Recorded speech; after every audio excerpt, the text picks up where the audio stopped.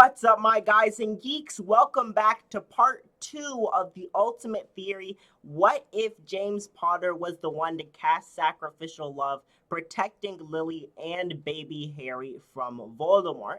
When last we left off, the timeline had been moved up, and Barty Crouch Jr., under the disguise of his deceased father, Barty Crouch Sr., had tricked Harry and Crumb into taking a Portkey Triwizard Cup to the Hall of Prophecies, where Crumb was struck down and Death Eaters ambushed Harry, who was narrowly saved by the Order of the Phoenix.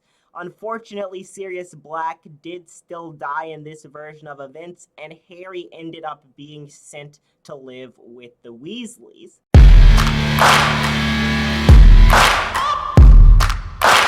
So now we pick up in the events of Harry's 5th year at Hogwarts, and the timeline moves up, but in this version of events, Dumbledore has not yet found the ring, meaning that he and Harry work side by side uncovering these memories, and Harry really has much more of an active role in trying to figure out the secret of Voldemort and these Horcruxes. Horcrux. But this is very important because since Dumbledore has not yet found the ring, he's not yet cursed and is not dying. So when Snape is confronted by Narcissa and Bellatrix and presented with the option of making the unbreakable vow, he has two choices. He can either try to fight them off and escape, or even try to fight them off and alter their memories, or he can just agree to the unbreakable vow and have to discuss it with Dumbledore later, which is what he goes ahead and does. He makes the unbreakable vow and then later tells Dumbledore, and Dumbledore gives him some specific instructions. Make the unbreakable vow. But now, all throughout the year, things are playing out a little bit differently, because in this version of events, Dumbledore wants to take a much more direct, controlling look over Harry, who has just witnessed the death of his godfather, and wants to make sure that Harry doesn't go too far off the deep end. So instead of allowing him to be antagonized by a ministry-appointed Defense Against the Dark Arts professor, do something! Tell them I need their love! Dumbledore instead gets off his butt, appoints someone, and actually gets Molly Weasley to be the new Defense Against the Dark Arts professor. Daddy's back. Which makes perfect sense. I mean, she's concerned about Voldemort being back. She'd want to be much closer to her children, especially Ron and Ginny. And I just think that while Ron would be absolutely mortified in this scenario, Mrs. Weasley would absolutely jump at the opportunity to be able to better protect her children. Now, as per usual, Dumbledore and Harry have their sessions going over Voldemort's memories and the memories of different people who have impacted Voldemort, and the two of them together are able to track down Slughorn, who is just about to begin his life on the run after being approached by the Death Eaters, because we are a year earlier in the timeline. But this time, Harry's the one who has a creative idea, and he brings Slughorn, who he's been told used to be close to his mother, brings Slughorn to visit Lily in St. Mungo's. And it's during that emotional visit that Harry is able to convince Slughorn to give him and Dumbledore the full memory, which leads to Dumbledore and Harry realizing that Voldemort is trying to split his soul, or has already split his soul, into 7 parts. Although, of course, Dumbledore doesn't let on that he's realized that Harry himself is one of those Horcruxes. This is beyond anything I imagined. Now, Dumbledore brings Harry with them, because Harry's much more involved in this version of events, to track down the ring and the locket, which means that when Dumbledore finds the ring in the Gaunt Shack, he is distracted and realizes that he obviously shouldn't put this ring on, at least not until it's been checked for curses. So Dumbledore does not get cursed in this version of events, and Harry is right there with Dumbledore when they destroy the ring and find out that the locket is fake, which means that Harry knows the Sword of Gryffindor can destroy Horcruxes right off the bat and has possession of it in this version of events. Now, as per usual, Draco has been tasked with killing Dumbledore by Voldemort, who is displeased that the prophecy was not captured by the mission Lucius was in charge of in the last year's events. He's just a boy.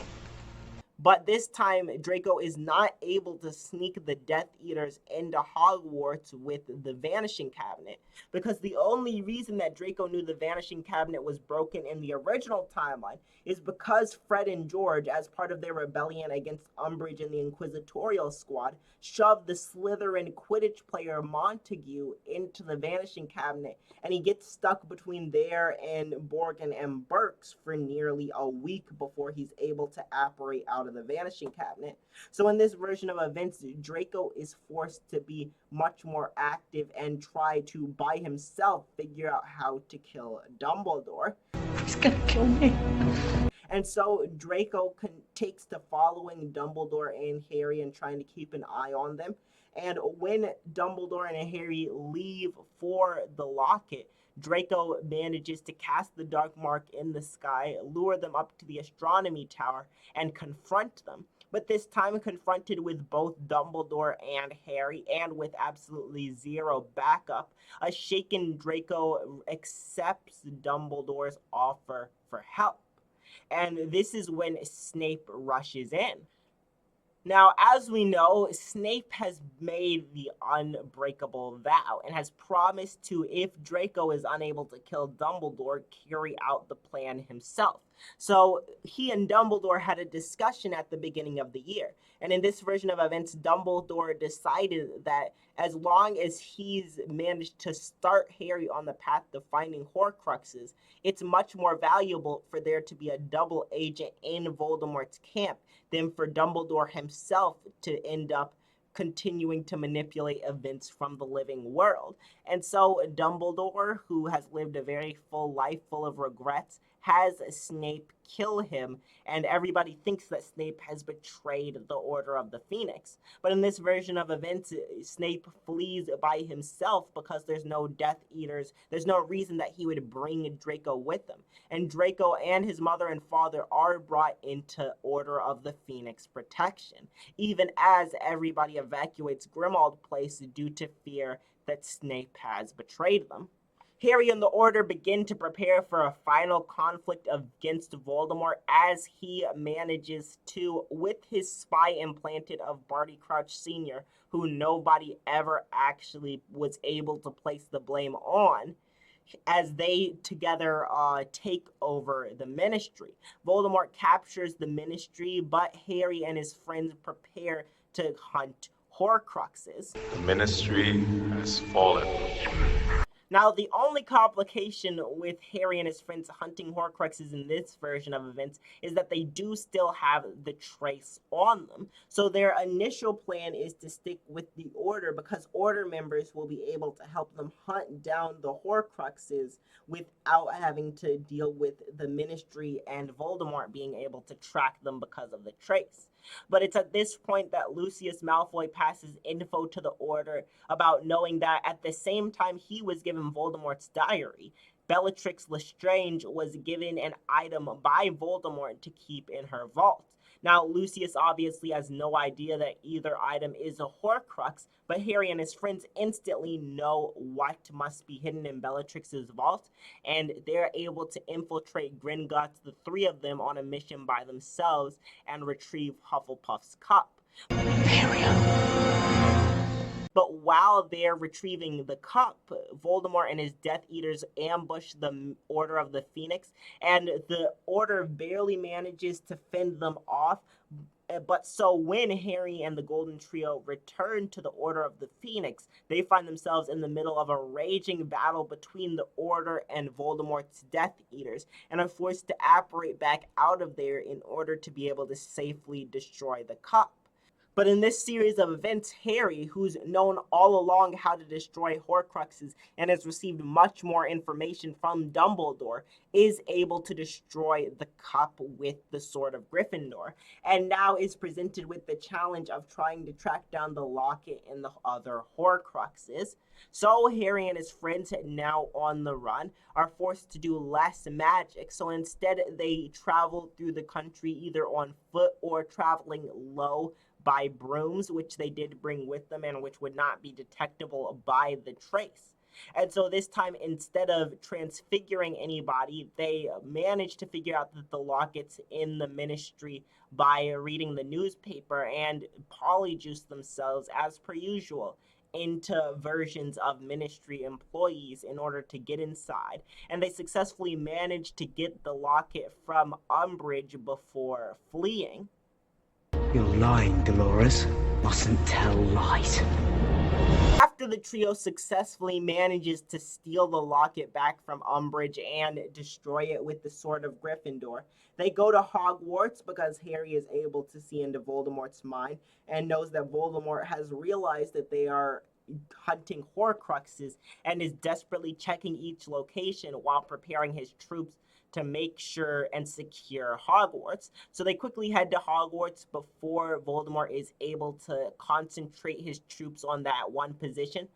But in this version, Hogwarts is being staffed by Barty Crouch Jr. as headmaster instead of Snape, who is being used as a much more valuable field agent, and the Carrows. So in this version of events, Harry and the Golden Trio are still able to sneak into Hogwarts from the Hogshead Bar and search for the diadem. But this time, when they reach the Room of Requirement, it is Crouch and the Carrows that confront them as opposed to the usual Malfoy, Crabbe, and Goyle.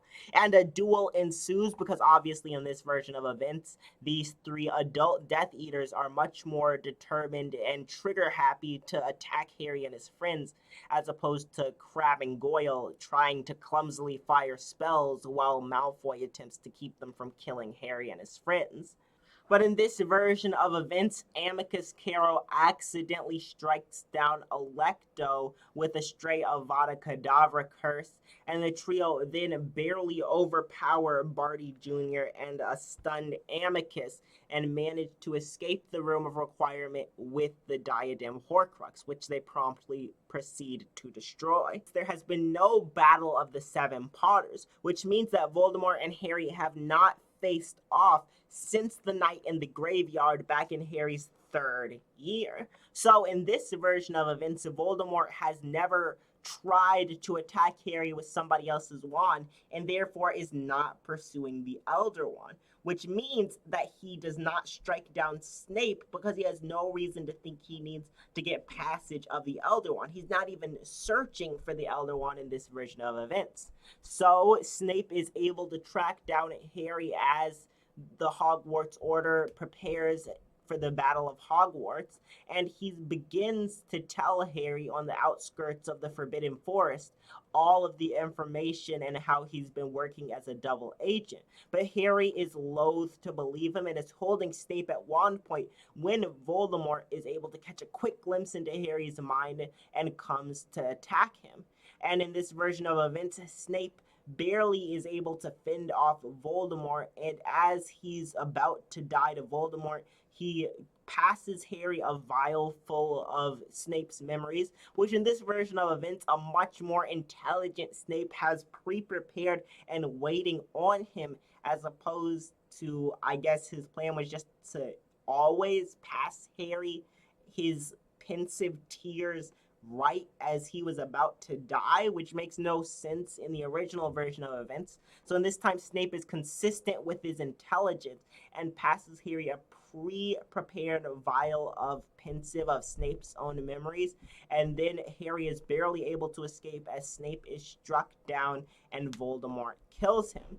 You have your mother's eyes. In this version of events, Harry is able to see the pensive and see Snape's memories, understands that he has to die, and prepares to go out and face Voldemort. Now, in this universe, Remus and Tonks are not yet together, and as such, neither of them dies in the Battle of Hogwarts. They handle things a little bit differently and are much more in practice in this version of events if they haven't been off hiding while Tonks is enduring her pregnancy. But unfortunately, in this version of events, Percy actually gets killed while trying to avenge Fred, who is still killed in this version of events, meaning that Molly Weasley is losing two of her children and makes it much more poignant when she defeats Bellatrix later on. Not my daughter, you. As per usual, Harry sacrifices himself and comes back to life. And this time, a cocky and overconfident Voldemort sends Hagrid to see if Harry's dead, thinking that he'll just be torturing Hagrid and forcing him to realize that the boy he's been protecting for all these years is dead. But unbeknownst to Voldemort, Harry has survived, and Hagrid lies to him and pretends that Harry is dead. Because, you know, I think Hagrid's actually a really, really good actor. There's no way he just didn't mean to tell the Golden Trio all of that, right? He definitely meant to tell them everything and was just pretending to be forgetful, right? I shouldn't have told you that. I should not have told you that. I shouldn't have told you that. Comment hashtag actor Hagrid in the comments down below. This time in this version of events, Harry and Voldemort face off for one final epic duel, and this time it is James's protection that prevents Harry from dying at Voldemort's hands, causing Voldemort's Avada Kedavra spell to rebound back on him, killing Voldemort once and for all. And so now in this version of the final events, Harry has lost what feels like two brothers as Fred and Percy have gone down. But fortunately, on the bright side, in this version of events, Dobby, who never needed to go to Malfoy Manor to save anybody, manages to survive the entirety of the events, especially since the Malfoys are no longer at Malfoy Manor. They're in Order of the Phoenix custody. So in this version of events, it is James's protection that prevents Harry from dying, and the entire timeline is moved up, with Harry then able to go on and attend his final few years at Hogwarts. Brilliant. Be sure to join me in the comments down below. Let me know what you think of this theory. Do you think this is what would have happened if James Potter was the one to cast Sacrificial Love, protecting Lily and Harry? And do you think that Snape would have actually been smarter in this version of events and already had his memories pulled and ready in the event that he was unable to physically tell Harry everything that he needed to know? If you've enjoyed this theory, be sure to give it this video a thumbs up, subscribe, and hit that notifications bell for the next awesome Harry Potter theory I upload. If you haven't seen part 1 of this theory, be sure to click on this side of the screen to understand what happened in the beginning of this story. And if you want to see what would have happened if Barty Crouch Jr. didn't get the Dementor's kiss, you can be sure to click on this side of the screen. But you've only got 3 seconds because this video is about to end. Adios!